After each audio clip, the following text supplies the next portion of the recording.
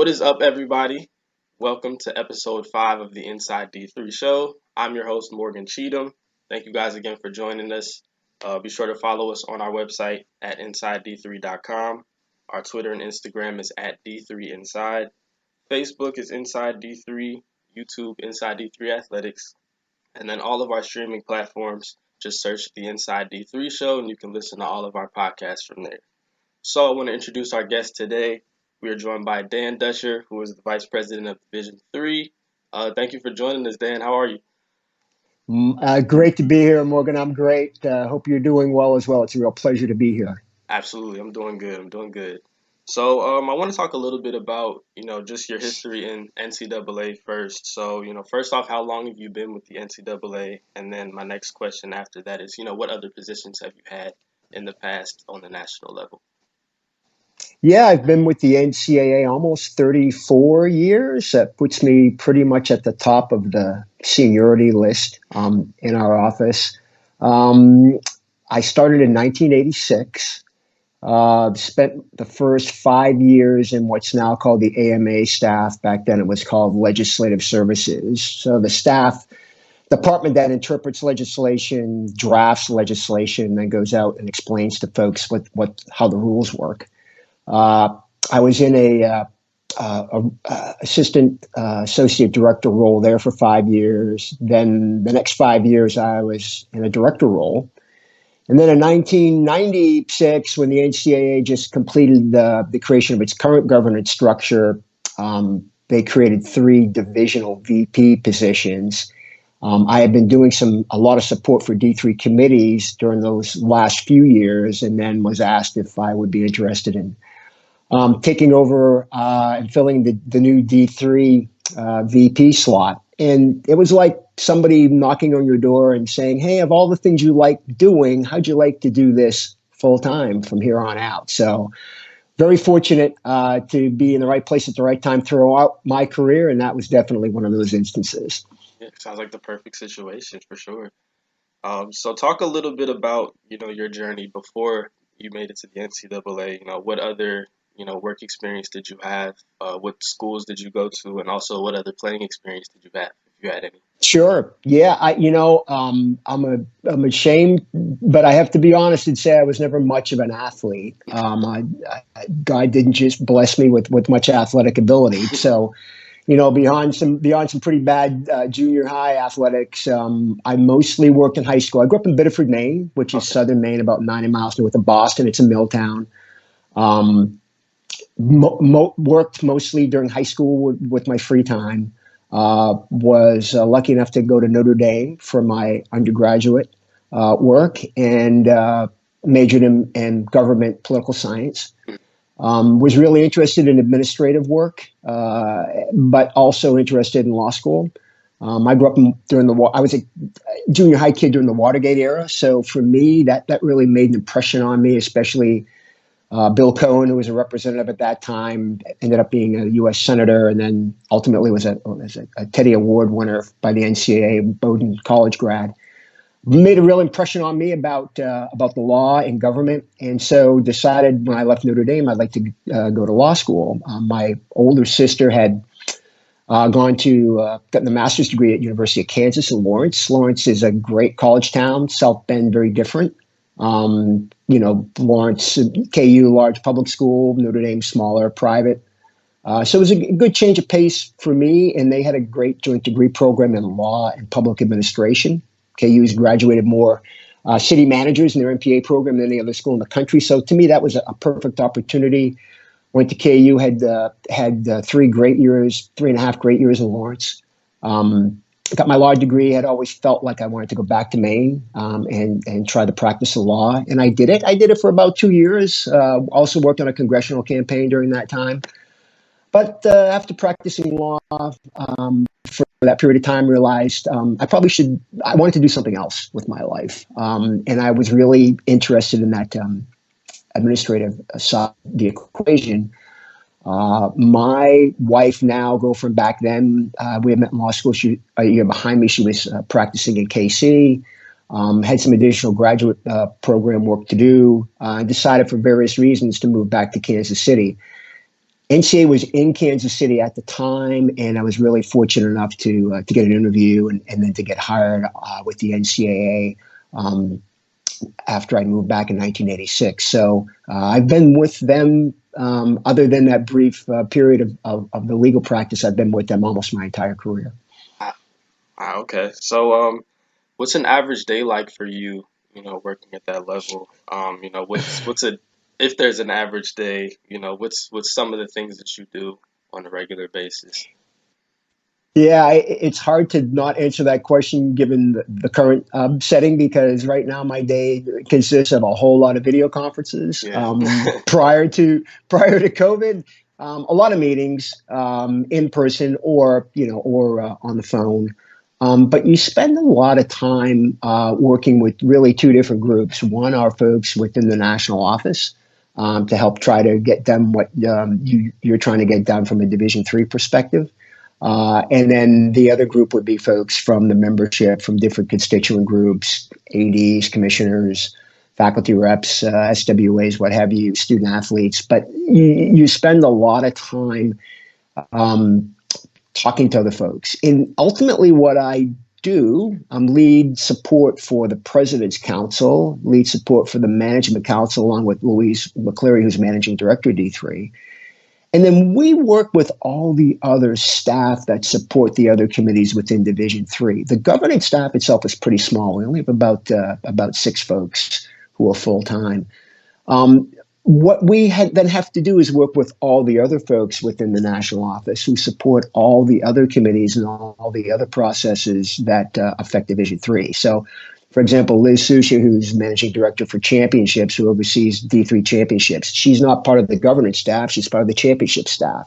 Yet, if we want to get championships done, we have to work together.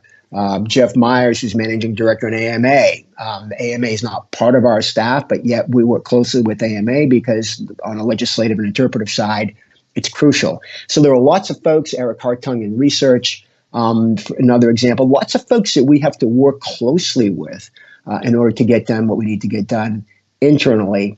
But in supporting the President's and Management Council, those are the lead committees within the governance structure. We have about 30 committees overall within the governance structure. So your responsibility with the President's and Management Council is basically the higher level major policy initiatives, higher level legislative initiatives, the budget, the strategic plan. Those are responsibilities of the two councils, and then you have to work with the other folks who support the other committees to be sure that you're implementing things that are consistent with what the policies and plans that you've established, the budget that you've created at the council level. Okay. So, you kind of talked a little bit about, working with a lot of different councils and committees. Obviously, NCAA is made up of a lot of those. Talk a little bit about that structure, and then also, how do you guys collab, and how does that work in terms of collaborating with ideas and making decisions? Yeah, it's a great question because I don't think a lot of folks understand how the association works. I think the default assumption by a lot of people is NCAA staff make all the decisions. And that's really not the case at all. One of the things I like most about the association is that we are a membership association. We're very democratic in the sense that we have a very large committee structure. Those committees are comprised of representatives from NCAA member schools and conferences. So when I mention those 30 committees that are in Division III, those committees are made up of various representatives from throughout Division III. A lot of the committees have different representational requirements to ensure the broad base of viewpoints and representation.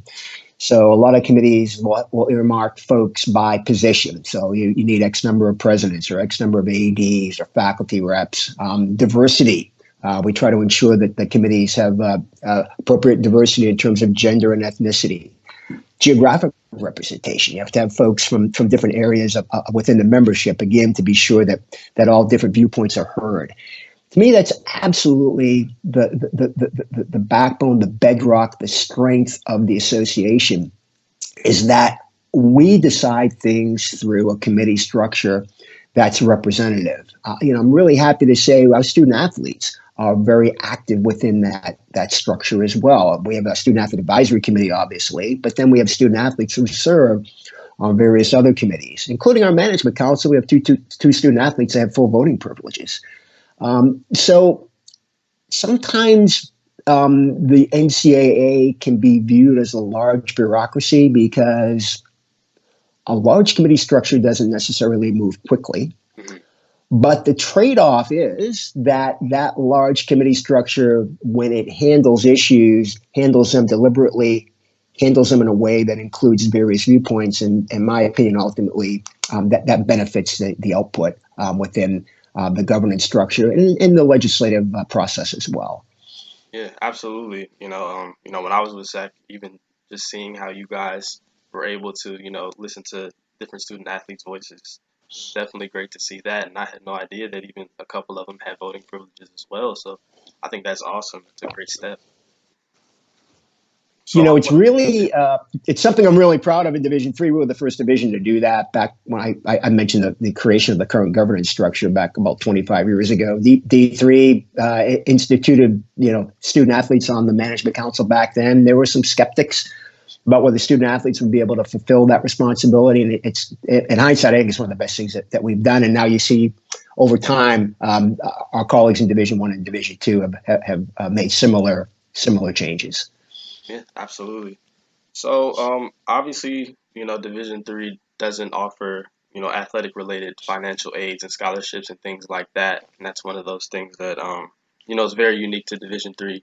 But what other Right. aspects of Division III do you think are very unique? Couple things related to the Division III student athlete experience that are unique. One of them is, I think, a reflection of the fact that we don't award athletic scholarships. Because we don't, the time demands that come with an athletic scholarship can be significant. Division III student athletes still have a chance to participate in very competitive athletics and have that athletic experience, but the time demands are different. And so student athletes in Division III can and do, our data tells us, do have realistic opportunities for significant experiences in the classroom. Our graduation rates exceed those of basically of the student body in general. Time to spend in co-curricular, extracurricular activities. We have the highest percentage of student athletes who study abroad, highest percentage of student athletes who participate in internships and externships. Community service, like our partnership with Special Olympics. The idea that a student athlete in D3 does have an opportunity to participate in a very robust athletics program, but has additional time to do the kinds of activities and experiences that really contribute to a full educational experience beyond the classroom. That's a real strength of Division III. No question in my mind about that. So that's part of what makes us unique. Another thing that makes us unique is the percentage of participation. It's a typical Division III school. It looks different than the other divisions. It's a average enrollment of somewhere around 2,200. Of students, though, that are student athletes is somewhere around 25%. And that includes our 20% of schools that are public who have larger enrollment. If you take out the larger enrollment schools out of that discussion, you're probably pushing around 30% of the typical private D3 school that on which students are student athletes. That's remarkable. That percentage of student participation in athletics is far bigger than any other of the divisions. And what it means is student athletes in D3 are much more, reflects the fact that student athletes in D3 are much more like other students. They look like other students coming in the door academically. They perform like other students. They succeed like other students. They're expected to be treated like other students, all things being equal whenever you can. So I think that's unique. If that's the kind of experience you're looking for as a prospective student athlete. That's kind of portion value of college. I think in Division III, you can point to that broad base of educational opportunities, both in the classroom, outside of the classroom, in the community, study abroad, those kinds of things that can emphasize the fact that a D3 student athlete, when he or she graduates, has experience and is prepared to go on to the next step of their lives with that truly broad base of educational opportunities beyond what happens on the playing field or in the classroom. Absolutely. So I want to talk a little bit about name, image, likeness. Just for people that don't know, explain that for us, and then also explain to us, how it impacts institutions as well as, conferences and then student athletes as well. Sure. It's a complicated issue, no doubt. I like to think of it in the following context. It really focuses on the ability of student athletes to use their name, image, or likeness to generate income. So, in a sense, I like to look at it as in the employment context. It's like student athletes wanting to pursue a job. The focus of that particular job is using their name, image, and likeness to generate revenue. The a couple key things to keep in mind though. Number one, we're talking about this independent of the institution. So there are opportunities for student athletes to use their name, image, and likeness, but they're not opportunities that are created by the institution. They're opportunities independent of the institution, just like you go out and find a job independent of the institution. The other thing that's revolutionary in this discussion is historically student athletes in all three divisions have been very limited in their ability to go off and do things in the public sphere while also using their student athlete identity in that effort. So the traditional D3 approach has been you can do a video, you can do a blog, you can go off and maybe be a model, but you can't identify yourself as a student athlete as part of that activity. What we're talking about here for all three divisions, but in particular in Division III, where I'm a little more knowledgeable, what we're talking about here is allowing student athletes to do those things and also include in those efforts the fact that they are a student athlete. That would be a fundamental change from the current status quo. All right, gotcha. So our last question before you get out of here, we always ask people why D3. It seems like it's like a trending kind of question for everybody. We ask the student athletes and things like that. But with you in such a large role with the nationals, the NCAA, I want to talk a little bit about what your reasoning was behind choosing Division III. I think Division III represents a really special model of how athletics can be integrated into higher education. All three divisions try to do that, but Division III does it a little bit differently. And for me, it's a division that focuses on trying to integrate as much as possible athletics into the overall educational experience. Sometimes folks will talk about a balance between athletics and academics. In Division III, we're really talking about an integration of athletics into academics. The other point that I'd like to make when I talk about why Division III is Division III works. And if you question that statement, look at our membership. We're the largest division. We have about 40% of the NCAA's member schools. We have about 40% of the NCAA student athletes. That's not an accident. That's because the Division III model works. Our member schools have found that it best accomplishes what we want out of an athletic experience. It's that robust education that participation in athletics provides and the way in which it supports the overall education of the campus and conference communities. Yeah, for sure. I think that makes it very unique, and I think that's one of the places that drives a lot of people home in terms of, making that decision. So, Dan, I want to thank you again for coming on, taking some time to talk with us today. We definitely appreciate it, and we wish you the best of luck during these times. We hope you stay safe.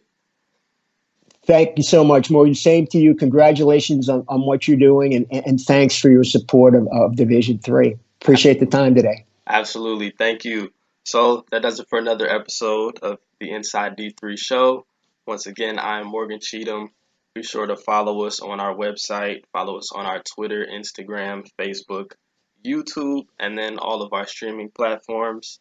Once again, this is the Inside D3 show, and we are signing off.